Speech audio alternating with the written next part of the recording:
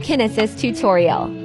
All you need is string, a paper decoration, and a source of flowing wind. Point your wind source towards your decoration so that it flows and moves consistently in the wind. Try to sync your hand to the motions of your object. Don't be afraid to look weird. After a while, you should be able to notice a slight difference in how your hand's motions are affecting the object. Imagine it as an extension of your hand. See how it moves in relation to you trying to take control. After you get into the flow state, keep practicing. The more you do it, the more your brain forms those unseen connections. Using your hands helps give your brain something to connect the motion to. Makes visualization easier.